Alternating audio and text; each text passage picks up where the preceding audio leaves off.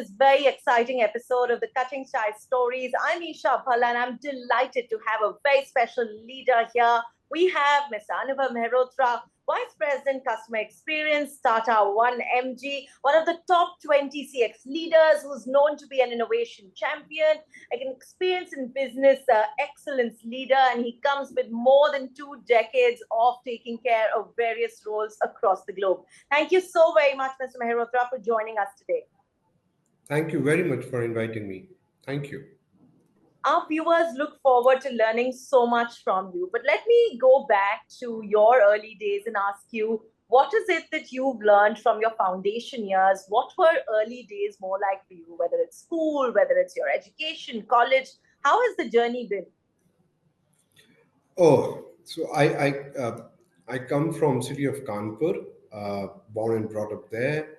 Uh, Born in a business class family, never had an idea that I will grow up working in the corporate world. We had a couple of businesses in Kanpur, but so as time would have it, we saw our parents go through a tough time, and that's when we decided that business is not what we are built for, and we need to get educated, get ourselves ready for the work and corporate world. Uh, I followed my passion of cooking at that time, and I went in for hotel management. Uh, I did my hotel management from Meerut, and that is where I think the customer centricity DNA found itself in my body, and that is what I have been growing on ever since. Uh, for last, as mentioned by you, for about 24 years now, I've done nothing else but served customers across the globe for US MNCs, for UK companies, for companies in India. I've learned nothing else and I've delivered nothing else but serving customers. Wonderful. And now that you say that with such a brilliant smile, I think that is the dream of every customer, getting a fabulous customer experience. What do you think makes a customer feel that they are cherished, makes a customer feel that they are important to any organization? When you just give them a patient listening, that means the most to a customer. Look, they know your brand. They have made a choice to interact with your brand. They have made the purchase or a buying decision already. What is of paramount importance in life of customer service is where you give yourself in and be ready to improve through the feedback that you gather through your customers. And if you go on to my LinkedIn, the only post that I have is listen to your customers. That is my only mantra that I've lived with. Even today, when I work every day into my office, I speak to at least 5 to 8 customers every day because I want to know what's happening with them today, and that's what we do every day. So you lead a team which has so many young team members as well. How is it that you imbibe these values in them? How is it that you encourage them to listen into the customer and, like you said, serve the customer?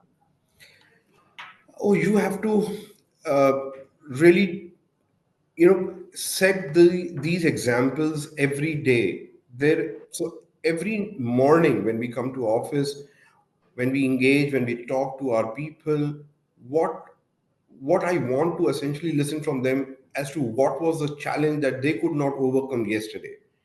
What I want to engage with them with a thought is how could we deliver better today? One notch above yesterday's scorecard is what is going to set you on a continuous improvement journey. That is what I expect every day, and that is what I talk to my team on that. So, talking about team and talking about team members, talking about the teachings that you have for them, which quality is it that you really look forward to when you're hiring a team member? Which quality do you prefer your team members having? Empathy, the biggest one skill which I feel is really not talked about enough in today's corporate world, is empathy. uh, you know as we are witnessing, and there's a lot of talk in the town about AI being uh, coming in and will take away all the jobs which are repeatable or reproducible. I think this is one skill which nobody else can master, but us humans can deliver. Uh, I think at some point it is for us to realize that if we can beat the robotics or robots or chatbots by being ourselves, we human beings are blessed with empathy, and we can feel the pain that others are bringing to us. So all you have to do is just be human. You just need to be a better human being than a bot, and there is no one who can take away your job. So work on those skills out there, be a better person, and show that Be a better empathetic side. listener, be a better result oriented person on job. And after that wonderful thought there, I'd love to ask you, what is it that your team members really appreciate about you as a leader? Or which quality do you feel makes you so amazing and one really wants to be a part of your team today?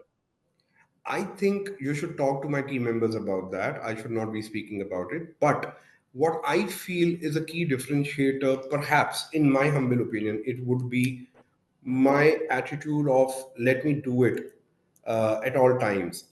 My attitude of think customer first, uh, or my uh, always saying yes to, or I may be hated for the same reason because I say yes to everything that comes my way. But on a different note, I like to take on challenges head on. I like to say that uh, never say no to any work that is coming your way. That is something that I think my team members may appreciate me for. So being a doer, being a yes kind of person. But who And is being it on the that shop floor, and being on the shop floor all the time available for the people. so staying connected there. And Yeah. so, who would you say has influenced you in the way that you've turned out as a leader, as a person? Who's been your role model? I would name two. One in my early childhood days, and up till the time when I can confidently say that I became the man in this world, that was my grandfather. My grandfather was a freedom fighter. Uh, he got orphaned at the age of 7 years, and then he created a business empire, which was the most respected business empire of their own time from in the early 60s to 70s to 80s. He taught me most valuable lessons of my life, and I still hold them to my heart. Follow those footsteps. And the second gentleman uh, who has had a lasting impact on me is Mr. VK Gupta, who is currently COO of Dish TV and business head of Dish TV. I've worked with him for about 11 years. Remarkable leadership qualities, remarkable people leadership qualities, business leadership acumen. Uh, I really respect him a lot for all the learnings that I've got for the Indian consumer. So before Dish TV, I never had worked with an Indian company for Indian consumers. It's only in last from year 2009 to 2021 that I was working with him. Uh, Pretty much more than 50% of my entire career I've worked with him. And I've seen the way he used to handle challenges, the kind of customer first approach he had. It is unparalleled devotion to its customers, to Dish TV's customers. Amazing. Well, after listening to you so passionately talk about your leaders, your role models, I'd love to know from you, how is it that you continue to invest in yourself? How is it that you work on further skills? Oh, I really right now I'm learning how to write codes. Right now I'm learning how to become how to use uh, chat GPTs of the world more efficiently. Right now I'm trying to learn and invest in myself in terms of what the future uh, will kind of throw new challenges at me and how will I face them. So I'm kind of getting ready for that. Uh, I'm spending a lot of time reading uh, about the new technology, about AI in healthcare specifically, because that is my field of expertise right now. I'm focusing a lot on what can change, what can be influenced, and how can I use those services in my company to better the customer experience. So that is what keeps me engaged today. So evolving with the time. And if I was to ask you, how is it that you create a work-life balance? How is it that you take out time, personal time for yourself, for your family members? Ah, so I try to take that time out every week consciously. However difficult this line of work may be, I don't know whether uh, you you understand and appreciate that we work 24 by 7. Our operations are there for our customers to reach out anytime of their convenience. So yes, work life balance gets impacted, but it's on us, it's on one individual how he looks at work per se every time. So I enjoy doing this bit more than anything else. But to answer your question, I make sure that every Saturday, Sunday, I cook for my family. That is my way of kind of, it's a stress buster for me where I get a chance to create something, and then I get an instant feedback from my family, my children, my parents.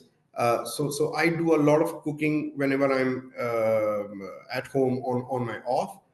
We So I love food. That's another story, and I want to go and try food at various places in Delhi and neighboring areas. I frequent a lot of restaurants every time that I get a chance. I love watching movies, watching new series on OTT platforms. So these are my things that I indulge in. I love to read Hindi Sahitya a lot. So I love following great authors of yesteryears. I still follow a lot of Harivansh Rai Bachchan, Prem Chand. I read a lot of those authors, and that is what I do. I think I'm already looking forward to an invite to try out the wonderful dishes that you come up with. Always, ma'am, anytime that you want to come over, whenever you are next in Delhi. So, sir, now that we've gotten to know you as a person, as a leader, if I was to ask you, we have so many young listeners, we have so many young viewers who'd love to hear from you, learn from you. What is that one advice that you would like to give them to become a better leader, to be ready for the corporate world? Look, once, and I'm sorry, I'm not an expert in this field. I'm just trying to share what has worked for me.